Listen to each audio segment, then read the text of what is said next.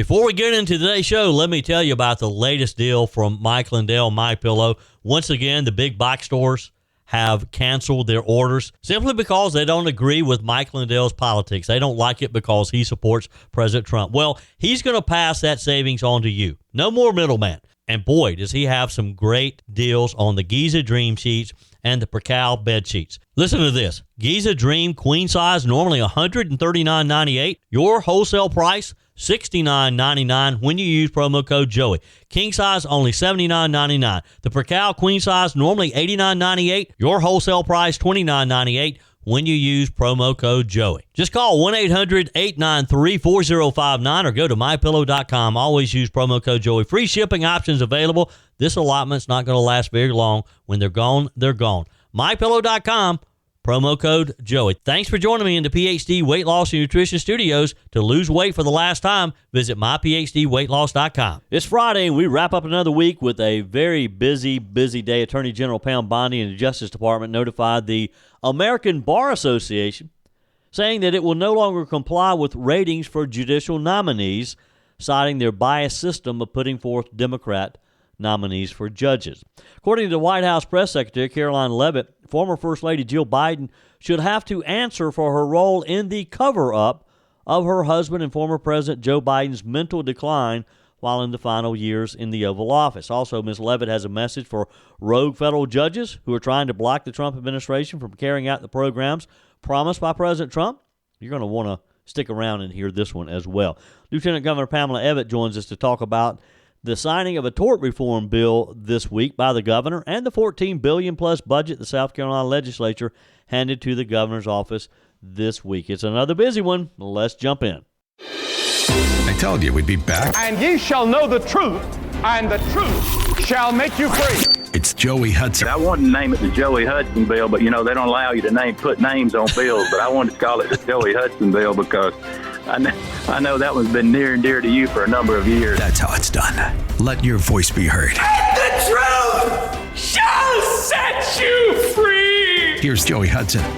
We got breaking news straight out of the Department of Justice. Folks, let me tell you, it's a big win for judicial fairness and for just out-and-out common sense. Attorney General Pam Bondi sent a blistering letter to the American Bar Association officially ending their decades-long special access to judicial nominees.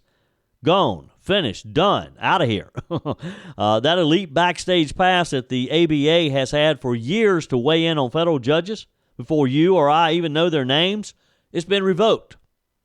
They're going to have to learn about it on Fox News just like we do. And frankly, it's about time. For years, the American Bar Association, supposedly a nonpartisan legal association, has acted like an extension of the Democrat Party. Let's just be honest here. Their judicial ratings slanted. Their DEI obsession radical. Their loyalty squarely with the left and the Democrats. And now the Trump administration is calling it out and cutting them off at the same time. Attorney General Bondi laid it out very plain in her letter, sent directly to the ABA President William Bay. She said, the ABA has received special treatment and enjoyed special access to judicial nominees. We will not treat the ABA any differently from other activist organizations. Boom, that's it. No more early notifications, no more closed-door interviews, no more cozy backroom influence over who gets to sit on our bench, who gets to make some of these decisions as federal judges. And let's be clear, this isn't about denying input. Anyone can give an opinion, including the ABA. But it's about leveling the playing field. If you're going to act like an activist group, you don't get VIP treatment like you're some impartial referee, do you? Because we know what the American Bar Association has been doing for years now. And the timing couldn't be better. The Trump team is moving full speed ahead to nominate more America First judges, constitutionalists who respect the rule of law, not activists in robes, not activists who want to change our country, want to bend it and mold it for some left DEI doctrine. And the last thing we need is the American Bar Association slow-walking nominees just because they don't check some woke box or support left-wing politics. Now, you may remember, Even under President George W. Bush, they cut off the ABA. And Trump did the same thing during his first term. But Biden brought them right back into the inner circle. Surprise, surprise, right? Biden embraced them again. Biden allowed them to exert their influence. And that's why we have some of the activist judges that Joe Biden was able to appoint in his 4 years.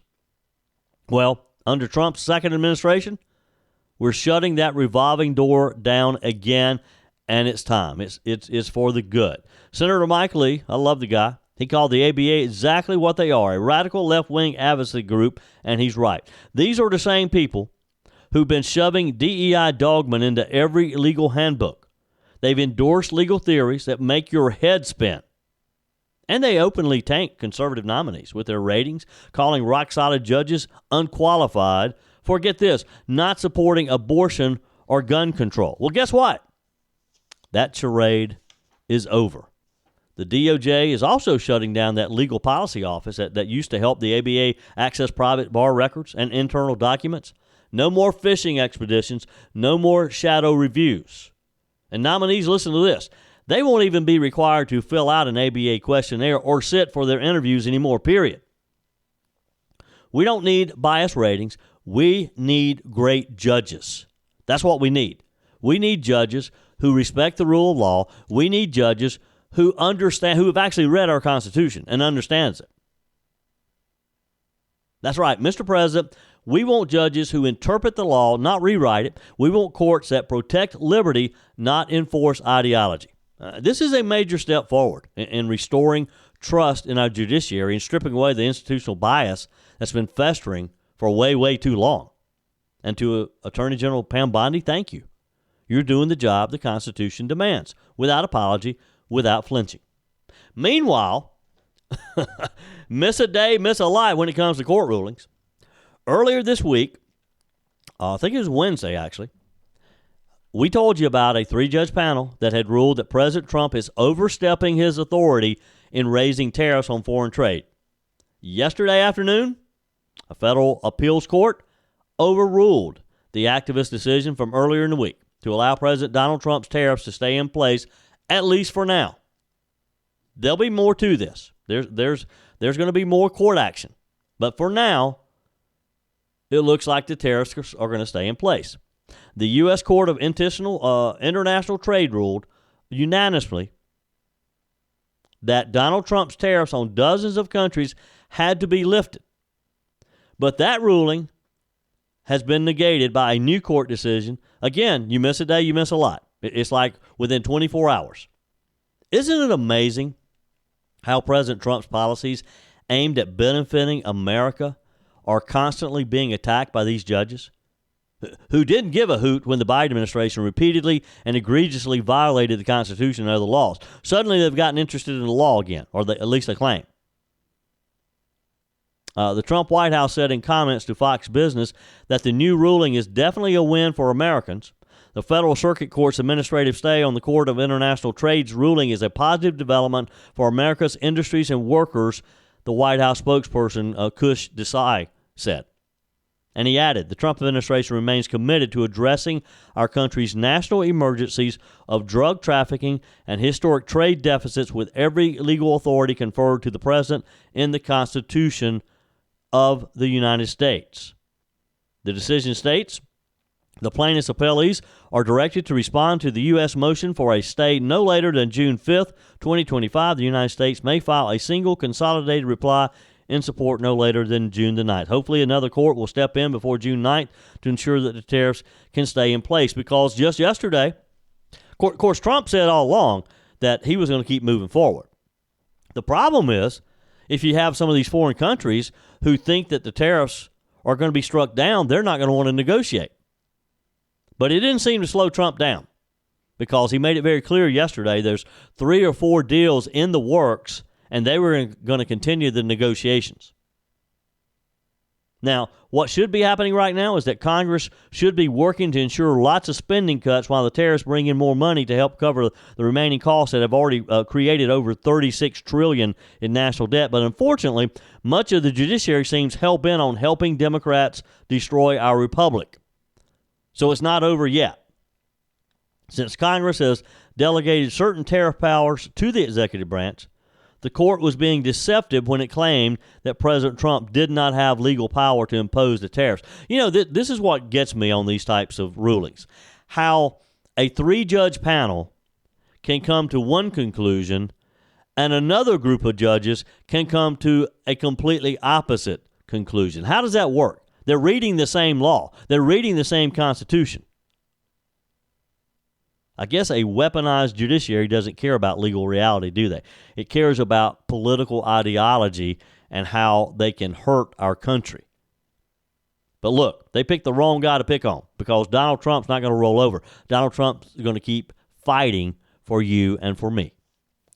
Are you ready for this? I dropped over 30 pounds on the PhD weight loss plan. No Ozempic, no shots, no meds. Look, I refuse to rely on prescriptions for life, and you probably feel the same. Joey Hudson here. Here's what Big Pharma won't tell you. Your body already makes GLP-1. That's the hormone that fights hunger. PhD helps your body produce it naturally, faster, and without side effects. With PhD, there's no muscle loss, no rebound weight gain, and no cravings. Just real, lasting weight loss the natural way. Right now, get a free body scan and personalized metabolic assessment. It takes 5 minutes and shows what's really happening inside your body. You'll walk out knowing how to flip your fat-burning switch. No shots needed. Don't trade your health for a quick fix. You can do this without Big Pharma and without the drugs. Plus 15% off when you fully commit to your program and the PhD Get Results Guarantee. Call now 864-644-1900. Start today. Call 864-644-1900 or visit myphdweightloss.com.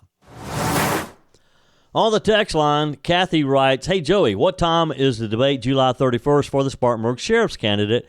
Cannot wait." Well, what Kathy is referencing here is we will be having a debate in the Spartanburg County Sheriff's race.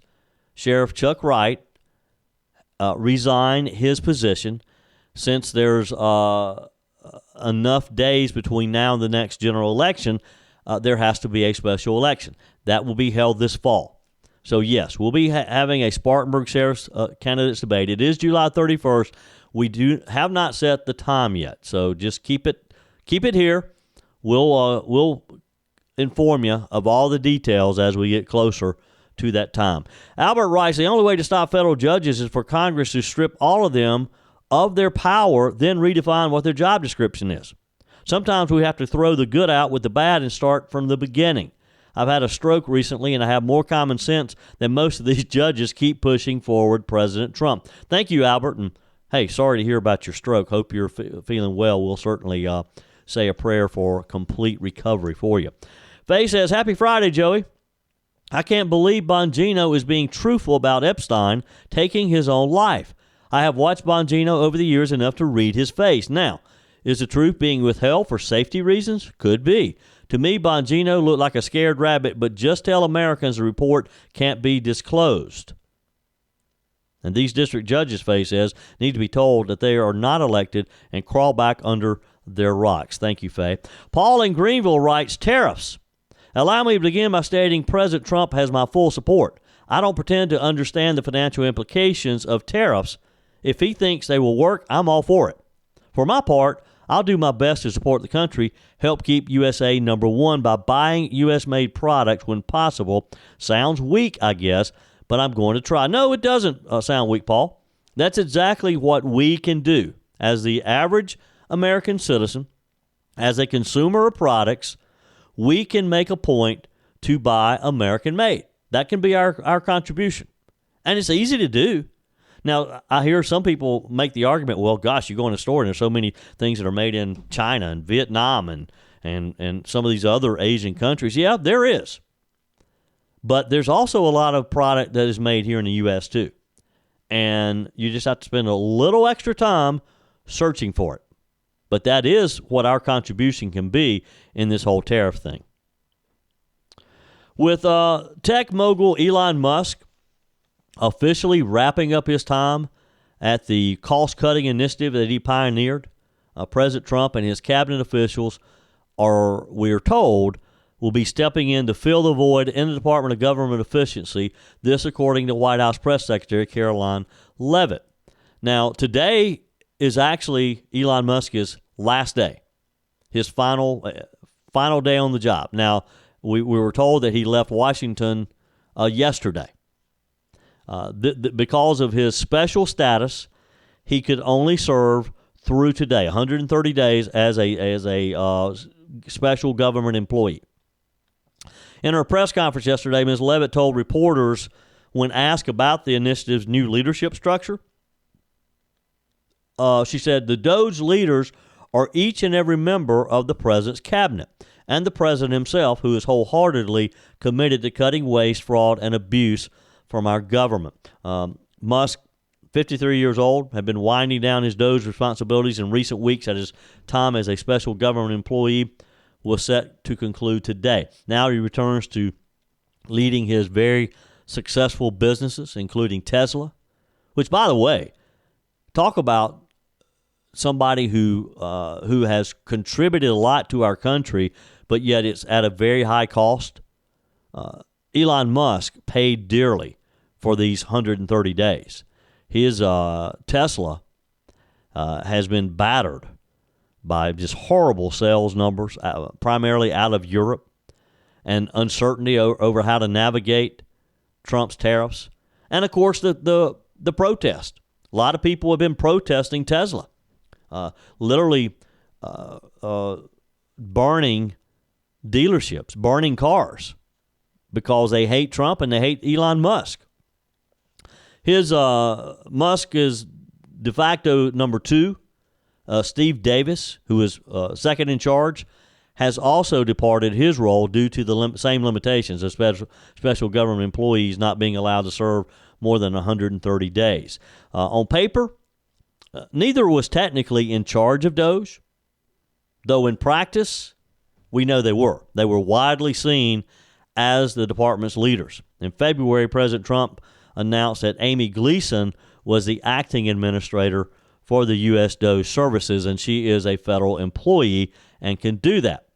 But despite Musk's departure, Leavitt stressed that much of the talent that he brought in is expected to stay. A lot of those young folks who can get in there on a computer, on a network, and sift through this information and find things that you and I would never even think about finding. Leavitt said the entire cabinet is involved. I spoke to the president about it this morning, and the entire cabinet understands the need to cut government waste, fraud, and abuse, and each cabinet secretary at their respective agencies is committed to doing that. She said they'll continue to work with the respective DOJ employees who have onboarded as political appointees at all these agencies. Surely the mission of DOJ will continue. And that's, look, I suspect it will, and I think it will. Why wouldn't it? I mean, it's been so successful so far with finding the abuse and the fraud, and they look in 130 days, that's just the tip of the iceberg. DOJ, of course, was met with a lot of fanfare, primarily from conservatives, and particularly among fiscal hawks in the U.S. Congress, people who just they want to find every extra dollar that they can to cut in spending. And we need people like that. We need all of Congress to be like that.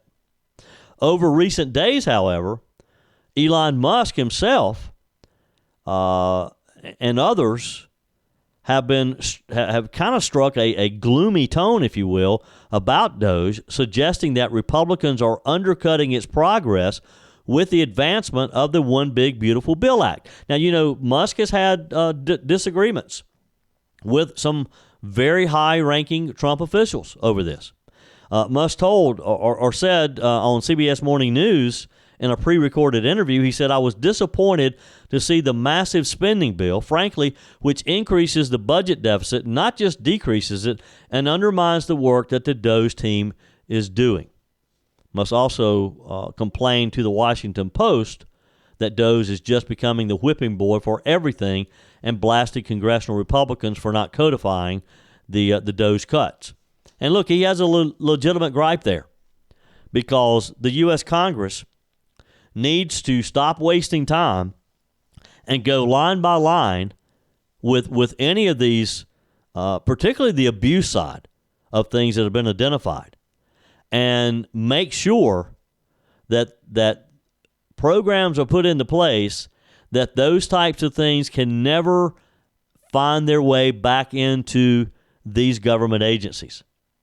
Now, House Speaker Mike Johnson says that that he has plans to put the cuts into law. We'll see. It's one thing to say it, it's another to do it. And it's time to step up and to actually do it, right? I mean, you think about some of the things that DOJ has uncovered. You think about, for example, just in Social Security, and the fact that there were thousands of people who, based on their date of birth, they're over 100 years old. There are people on Medicaid and other government benefit programs who should have never been on there to begin with. They have there are instances of where husbands have died and the spouse has continued to collect their benefits indefinitely. How does that happen? But yet you have some of these Democrats running around crying and screaming, oh, people are being cut. Millions of people, their benefits are being cut. Well, they're only being cut when they don't deserve them to begin with. And this is all thanks to Elon Musk. This is all thanks to DOJ. So if the Republicans in the majority in both of the House and the U.S. Senate, if they want to solidify our positions in the midterm elections next year, they'll do everything they can as quickly as they possibly can to make sure that all of these programs that DOJ has uncovered, all these the fraud and the abuse that DOJ has uncovered, that they make sure that systems are put into place that it can never happen again. Never, ever. That some bureaucrat can't allow this to find its way back into our government. You agree?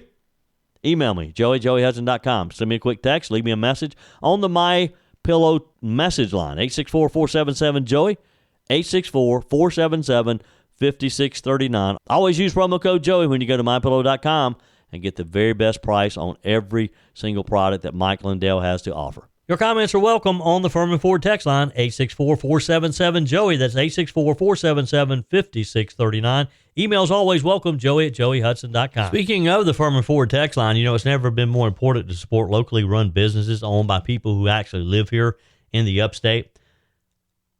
Let me take a minute to talk with you about our friends at Firmin Ford. If you're looking for a new vehicle, maybe a great pre-owned vehicle, one you can trust, or maybe you're looking to order that special vehicle.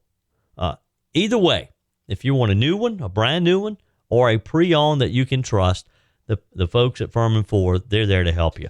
Their name is on the sign because their name is on the line, because every single transaction is important to them. Jim Firmin, Matthew Firmin. They do business the right way. When you stop by, when you give them a call, or maybe when you just send them a quick email, you're always going to have access to a member of the Firmin Ford family. And by the way, they also offer great service, and you're not going to have to wait weeks and weeks to get it done. And you do not have had to purchase your vehicle at Firmin Ford. Doesn't even have to be a Ford. They service all makes and models. Visit my friends at Firmin Ford online at firminford.com, firminford.com. Joining us on our guest line, Lieutenant Governor Pamella Evette. Welcome. How are you? I'm doing well, my friend. I hope you're doing good. I am wonderful. Big news, and it has nothing to do with the budget. It has nothing to do with the governor signing the liquor liability law. Jackson made it. He is a graduate. Yes, he is. He's a graduate. In a few short months, he'll be heading to Clemson, and David and I will be empty nesters. And so it was kind of a bittersweet day. When my older two graduated, I kind of felt like, oh, well, you know, we still got all these things to do with Jackson, and I blinked. And when you blink, it's like over. But we're super proud of Jack. He's going to be studying architecture at Clemson.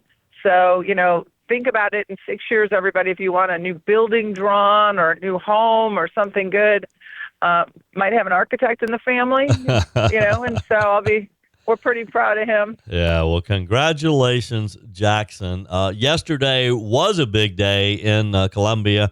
Big day for bars, restaurants, other businesses who serve alcohol in South Carolina, as Governor McMaster held the ceremonial signing of a new law that we all hope will ease the skyrocketing price of liability insurance. Talk about the new law and how it will help businesses across the Palmetto State. So, the thing I was most proud of, Joey, is that yesterday you heard from House leadership, you heard from Senate leadership that this is just the first step. Like, it's not stopping here. And I say kudos to that.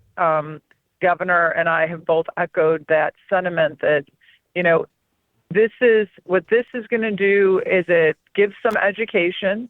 It's asking people who serve liquor and bars to do education to their servers. This is a big step. I mean, it definitely shows that restaurants are in on the game to make sure that we don't have drunk drivers out on our roads. Mm-hmm. And it allows you to lower the amount of liability if you do these things. If you close at a certain time, bars that stay open till 3 a.m, that's a little bit of different risk than bars who are closing off bar service by midnight or 11 o'clock.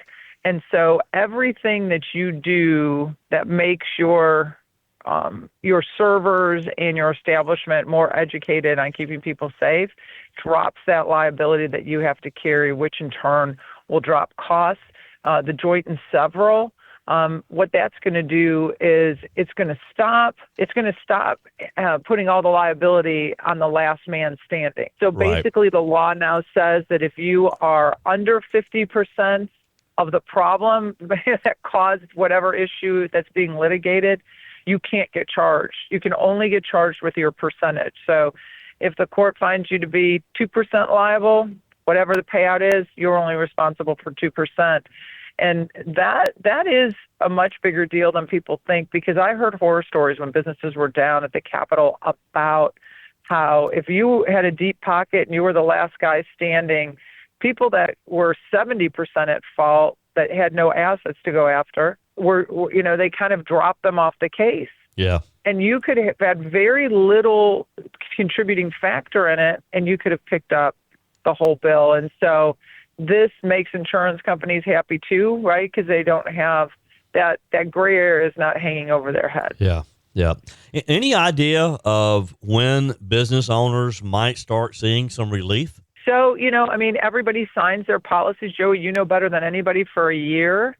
Yep. I think, hopefully we're going to start seeing a little relief as all these programs spin up. And I think it was important to know that there was that the industry that we're talking about, in part, the restaurant, the hospitality industry was very involved in some of these steps. Yeah. And so they gave their input on it, which I think is always important. I've always been, coming out of the business world, I liked having a say in what I thought would be impactful. And so I think that is very worth mentioning. So we're gonna look and see as they're gonna give feedback on how insurance companies are responding to this. And I think the big thing that you and I talked about a few weeks ago, will it spark interest in new carriers to come to the state? Right. Because really that's what drives down the price. Yep. Yeah, that's what we need. We need more carriers here to create a little competition so that they'll want the business, they'll want to write the business, and they'll start competing for the business. So that's what we have to keep our fingers crossed for. All right, the legislature finalized their annual budget, sent it over to the governor's office. $14.7 billion, I think I saw, which, by the way, includes a pay raise for legislators. What kind of feedback are you getting around the state about the idea of legislators giving themselves a raise? So, it's all over the board.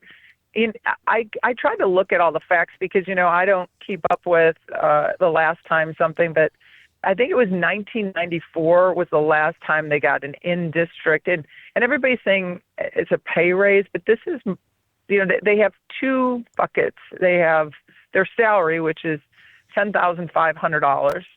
And then they have in-district expenses. So that is everything they do within their district, whether it's sponsoring a little league breakfast, whether it's sending out mailings, anything, is business people or just average everyday citizens.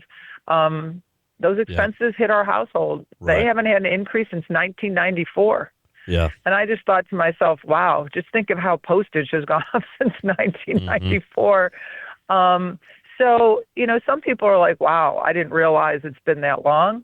I think Bill Taylor did a really great thing. Bill Taylor's a representative out of Aiken.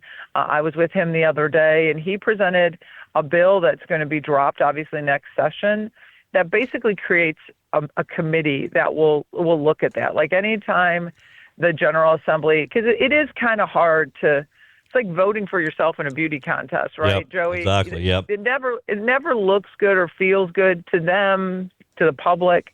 So if we have an outside committee that looks at these things, that says, hey, wow, it's been a long time, you're way upside down, kind of like the governor did with when we looked at law enforcement and said, hey, are we doing right by our people? Are they getting paid fairly? And, the Department of Admin went out and looked at what other law enforcement officers were getting paid around the country and then came up with some standards. So I think the General Assembly recognizes it's a weird place to be in, and I say kudos to Bill Taylor to put that out there. Yeah. To say, hey, let's have an independent group look at it.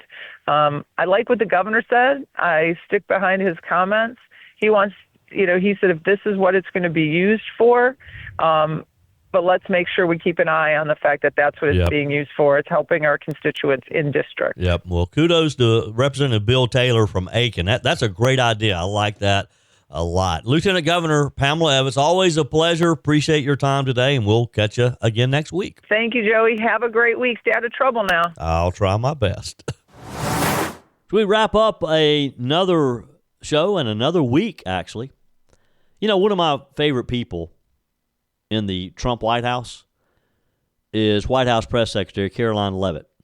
And boy, she didn't hold back yesterday when Peter Doocy of Fox News asked if the administration believes that former First Lady Jill Biden needs to come forward, come clean, and testify to Congress about the former president's cognitive decline. Here's the exchange. There are some folks in President Biden's inner circle who are now in talks with Republicans in Congress to give interviews about how they may have handled President Biden's decline.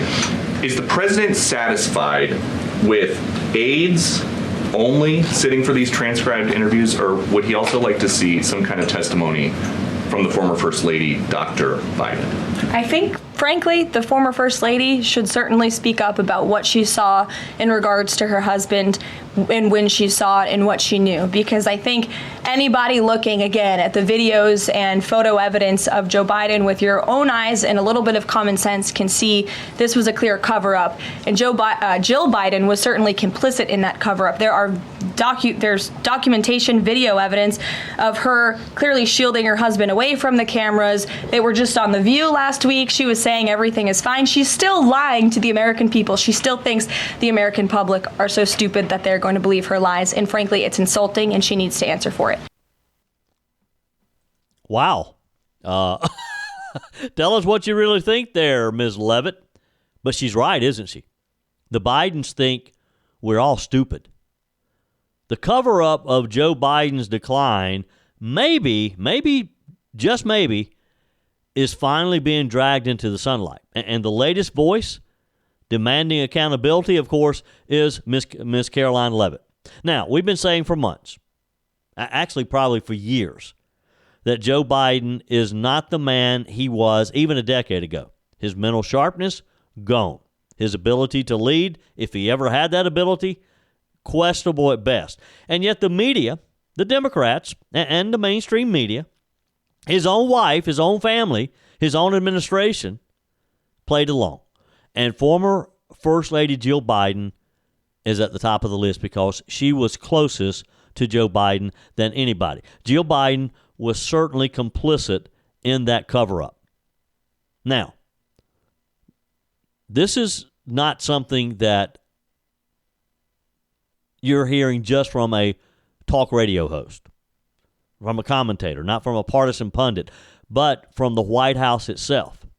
Because in this latest book that just dropped, and I predicted this long ago, that as soon as Joe Biden was back home in Delaware, that people would come out of the woodwork and start writing these books. Well, they are. The latest, original sin, President Biden's decline, his cover-up, and his disastrous choice to run again, written by none other than CNN's Jake Tapper and Axios' Alex Thompson. Not exactly MAGA loyalists, not exactly big supporters of Donald Trump, not even fans of Donald Trump. And even they are blowing the lid off of this scandal. They describe scenes where Joe Biden could not even finish a basic Q&A for a campaign video in a high school gym. His handlers fed voters pre-written questions. They were staging this because they wanted this video to go into campaign ads. So they're staging this with pre-written questions and still had to scrap the footage because, and I quote, the man could not speak. Now let that sink in.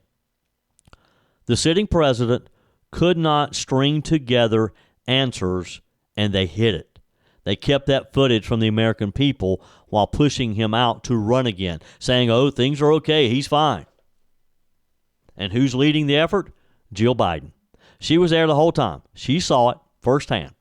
She guided him away from cameras. She protected him. She did the TV interviews pretending everything was fine, knowing full well that it was not. Caroline Leavitt, she's right. The Bidens still think the American public are stupid and that we won't question this. Well, folks, this is not exactly what they thought was going to happen. They thought you wouldn't notice it. They thought that their friends in the media, like the Jake Tappers of the world, would continue to protect them. But Jake Tapper wants to sell books. Alex Thompson from Axios wants to sell books. They all want to sell books. They don't care about Joe Biden anymore because Joe Biden can't do anything for them anymore. And they just thought, the Bidens just thought that we would, since Joe Biden's out of sight, he'd be out of mind, we'd just ignore it. We'd forget about it. We'd forget about all the times that he slurred his words, all those blank stares, the confusion, the teleprompter dependency, the times that he didn't know how to get off a stage, that he was shaking some imaginary person's hand. And this isn't about politics. It's about honesty. It's about transparency. And it's about the safety of our country and the position that Joe Biden, along with Jill Biden, put our country in. Because let me ask you this. If our enemies knew that Biden was in decline, who was really running the country? Think about what they could have done. Because it certainly wasn't, Kamala wasn't capable. Was it his unelected advisors who had the auto pen? Was it the DNC elite? Look, thank goodness we made it through that period of time, but it's scary to think about what could have been. And yet, the Biden campaign pushed forward. They hid the truth. They called you a conspiracy theorist for even asking questions. Well, now the truth is out, and Jill Biden owes this country some answers. And Ms. Leavitt's right. She said Jill needs to speak up. What did she know? When did she know it? Why did she lie? Just that simple. And by the way, speaking too of Caroline Leavitt, she was on a roll yesterday. She also was asked about the rogue federal judges who continue to obstruct the Trump agenda. She had a message for the federal judiciary. Here's Caroline Leavitt again. Account for more than half of the injunctions issued in this country since 1963. And President Trump had more injunctions in one today because nationwide injunctions ordered against the first Trump administration, Trump 1.0, account for more than half of the injunctions issued in this country since 1963. And President Trump had more injunctions in one full month of office in February than Joe Biden had in 3 years. And let me roll through some of these radical injunctions to paint the picture for the American people at home. These are not just talking points. These are real judges in the court of law who are trying to block the president's power and the policies that he was elected to enact. For example, a court ordered the Trump administration to return already deported terrorist aliens back to the United States. A court has ruled the Trump administration can't even temporarily pause our refugee programs. Courts prohibited the Trump administration from eliminating federal funding for child transgender surgery and mutilation, a practice that the American people overwhelmingly reject. A court also held that the Trump administration could not ban people experiencing gender dysphoria or mental health issues from serving in the military. Ridiculous. Courts prohibited the removal of transgender women from women's prisons despite potential physical harm to real women in those prisons, biological women. A Northern District of California judge issued an absurd ruling that the president cannot fire people within the executive branch without Congress passing a bill, even though Congress has expressly authorized the president through the Office of Personnel Management to authorize reductions in force across agencies. A court also ordered the Trump administration to rehire thousands of already fired employees in several cases. A federal judge blocked the Trump administration from defunding the Department of Education, another signature campaign promise that this president has the power to implement. Courts ordered the Trump administration could not eliminate funding for illegal DEI programs, hence the word illegal. These are illegal programs to begin with, and now the courts are trying to say this president can't roll them back. And a district court judge prohibited the president from issuing any categorical funding freezes. And then another court ordered on top of that the administration makes $2 billion of payments in 36 hours. These are just a few of the ridiculous orders that we have seen from lower district court judges every day, and we hope that the Supreme Court will weigh in and rein them in. Was she right or what? Boy, she was on a roll yesterday, was she not? Caroline Leavitt, again, she's becoming one of my most favorite people in the Trump White House. That's it for today's edition of Just the Truth. Thanks for joining me in the PhD Weight Loss Studios. To lose weight for the last time, visit myphdweightloss.com. If you haven't joined my mailing list yet, visit my website, joeyhudson.com. Click on the Connect with Joey button so that you can receive our emails and the most up-to-date news. Also, join me on my YouTube channel. Be sure and like, comment, and subscribe. Just search for Joey Hudson. As always, thanks for spending a few minutes of your day with me. Do me a favor and forward this episode to a few friends. Just click on the share button and send to your contacts. We need to build an army of conservatives to win our country back, and we can do that by continuing to share the truth with our friends and family. Keep those comments coming via the Firmin Ford text line 864-477-JOEY. Email to joey@joeyhudson.com, and I love your messages on the MyPillow message line. Again, that's 864-477-JOEY, 864-477-5639. Be sure and take advantage of the MyPillow special, just $14.88 on the standard MyPillows when you use promo code Joey. Order online at mypillow.com or call 800-893-4053. We're back again tomorrow and hope you'll plan to join us. Until then, remember, God's got this. He's still in control.